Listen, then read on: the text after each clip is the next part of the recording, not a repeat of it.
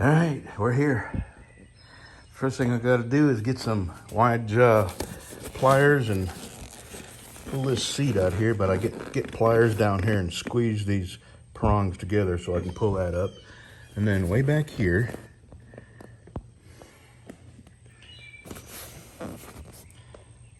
got to pull that Phillips head screw out. And then the seat will lift up, back, and out. And then there's a couple of bolts up here, and I may be able to raise this up enough to see that there. See, there's nowhere to get your head to look up on there. So what I was doing before was using my phone in selfie mode to look up in there with a flashlight. So you needed two hands. And anyway, let's start.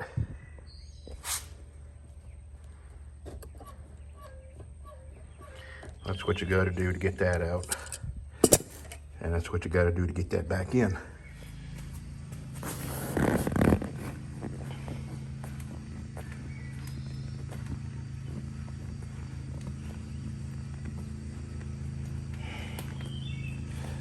Boy, that is terribly inconvenient to get hands into. That's it. 1 second. Gonna keep everything together over here.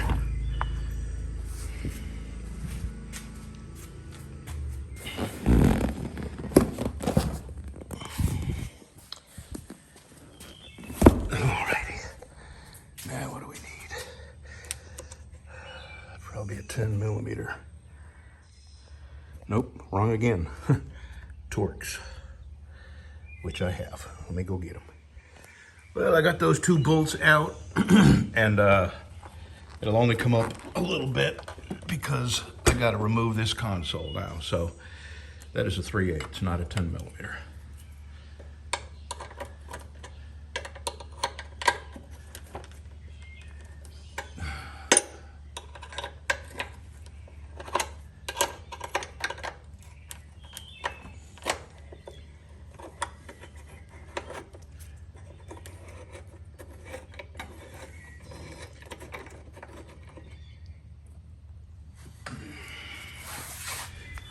Keep all these bolts together here.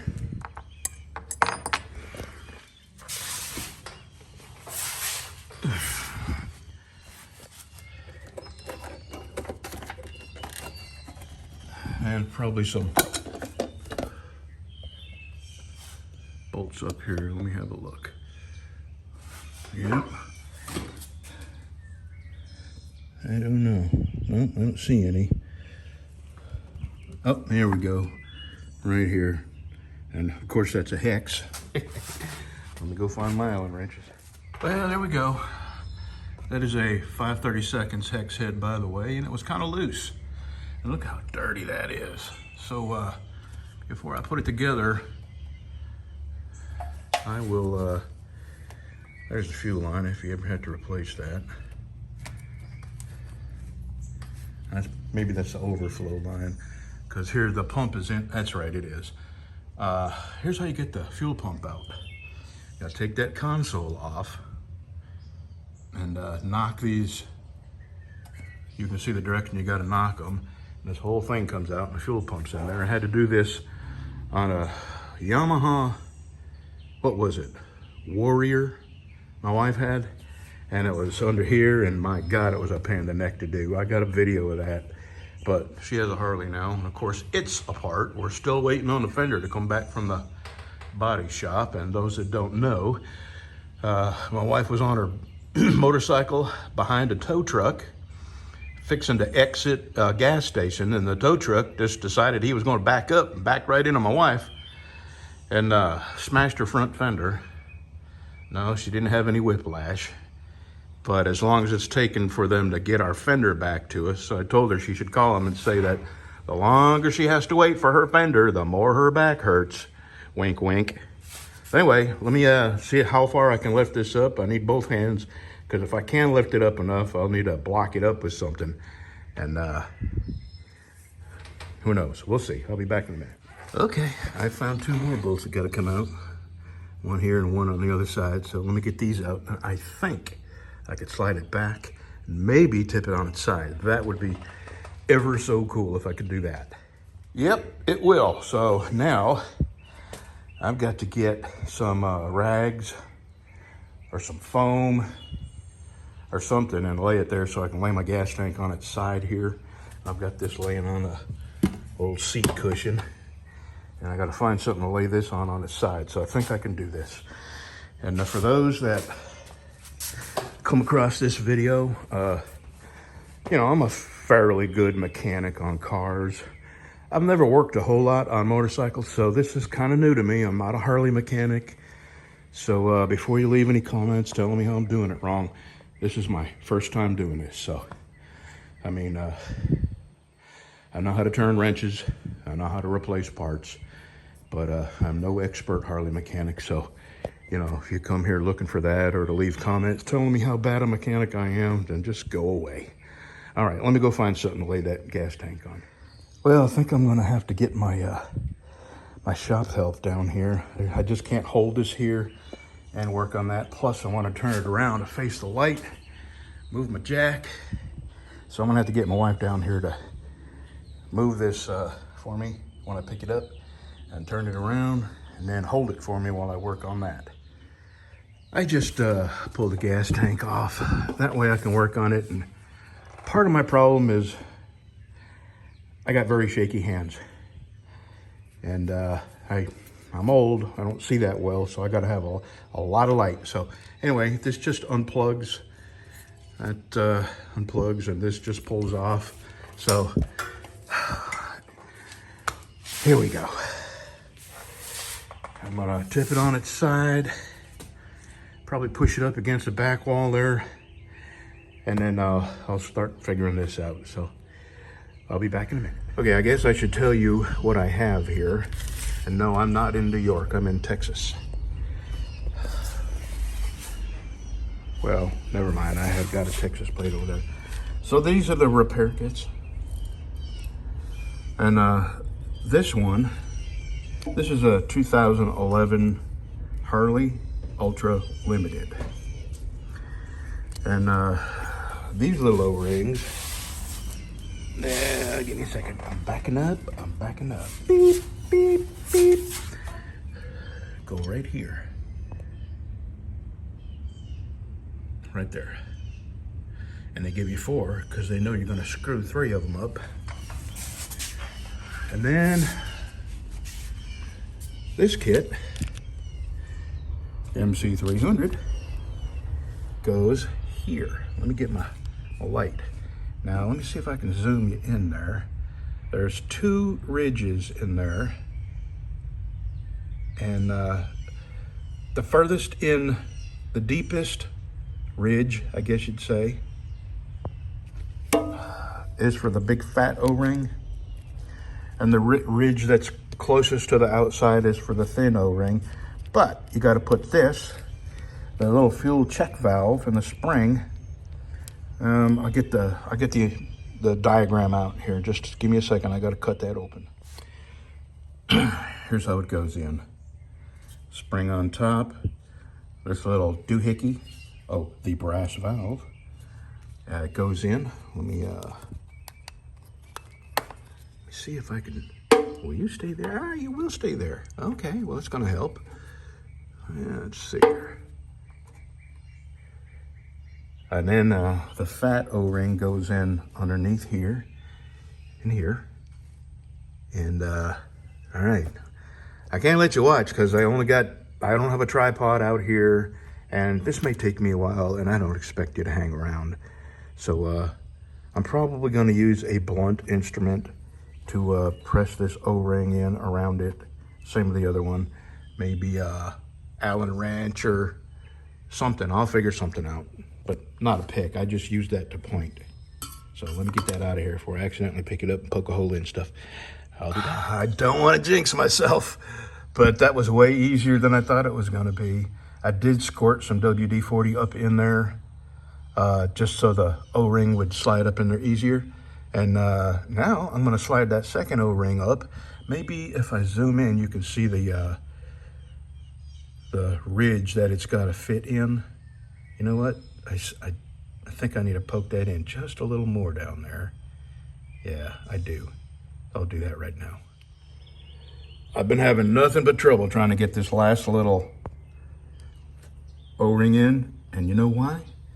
I thought I had pulled all the old guts out, but I didn't. There was still some in there. I had to take my pick and get up in there and go into that little ridge there and circle it, and I'm glad I was able to get it all out instead of going down in there. Boy, all right, now I think I can do this, because it kept going past the little ridge there, and I was thinking, well, maybe they sent me the wrong size, or I gave them the wrong year number or something. And then I stuck that pickup in there, and sure enough, there was still some old O-ring left in there. So now I think I can put this in there. And in all actuality, the one that I thought would be the hardest, the big one that went in the furthest, that was easy. This has been very difficult. And I actually put a rag in there and sopped up all the WD-40, because I got a feeling that's making it even harder. All right, now I think I can do this now. That was way harder than the first one. And the way I figured out to do it is to push it all in past the slot you want to go in, the ridge you want to go in. And then I took a pick and carefully got underneath the O-ring and pulled it out into the slot all the way around. I think it'll be okay. All right, now I got to work on that the other end here, and we can put this back together. So I'm really happy. This is going well. Now let's see if I can do the other side. Well, this is a lot more to it than I thought. I think there's 2 O-rings in there, and they're so tore up and chewed up by ethanol that I'm having to pick it out a little bit at a time. And there's no way I got to get something like my air gun in there and blow the little bits and pieces, because the next stop is the injector pump. And you don't want them little bits and pieces getting in the injector pump. So I got to make sure I get all of it out before I can put new O-rings in there. And it looks like there was 2 O-rings back to back. So let me do a little more work on that. Oh, man, I'll tell you. Here's the pieces that were in there. And I pulled them out because all that black rubber had gone down there. I had to get a Q-tip and dig it out. And the alternative would be to remove the hose and blow it out, but I think I got it. So now I'm going to put all the guts back in and then start putting them O-rings in there, and I'm pretty sure it takes 2 O-rings.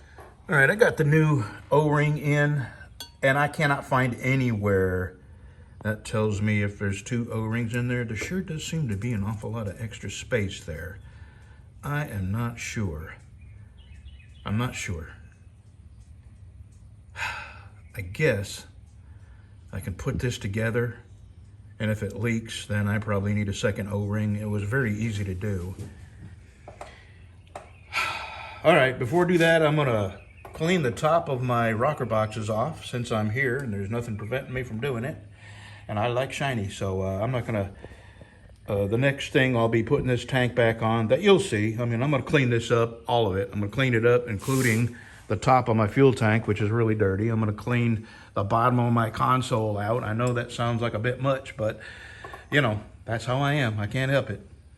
So the next thing you'll see is me putting this back together, but what you're not gonna see is me cleaning this up. See you in a bit. You know, I didn't mention this, but the way you get this out, this is like a air compressor, air hose coupler. You push this up, and then you pull that out, and it's got ball bearings up in there, just like a air hose coupler. So let me get it up in there. I think I need 2 hands to do that. Yep. I'll be right back. Next, we'll be cranking it. All right. It's been sitting here for a while, so I don't even know if I got enough juice to crank it. All right, here we go.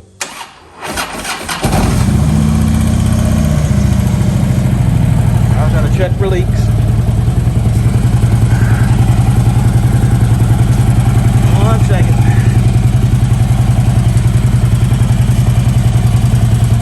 Let me get my light.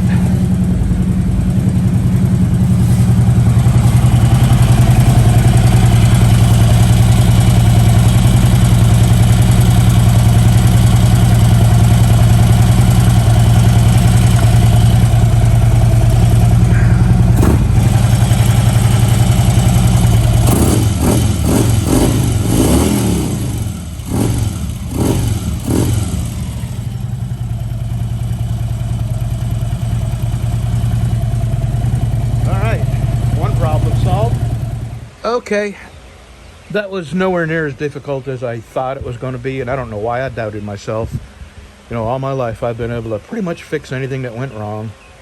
I might not know, you know, but you start taking stuff apart and figuring it out, and, you know, you stumble across the right answer. So anyway, that was nowhere near as difficult as I thought it was going to be. Taking the gas tank off was absolutely the way to go, and I wish I had done that when I first started working on it, when I started scraping the O-rings out, because then I would have noticed that I still had a chunk of O-ring in there. The only thing I suggest is be very careful and not let the bits and pieces of rubber get sucked up into the injector pump or in the, you know, the fuel lines, because Did you get it out? oh yeah, you could clog an injector. So that's the end of this video. My next video, I'm taking that front tire off and the rotors, and gonna put the new rim on, my powder coated black rim, and I'm gonna do that here in just a little while. I'm gonna drink me a health drink and get after it.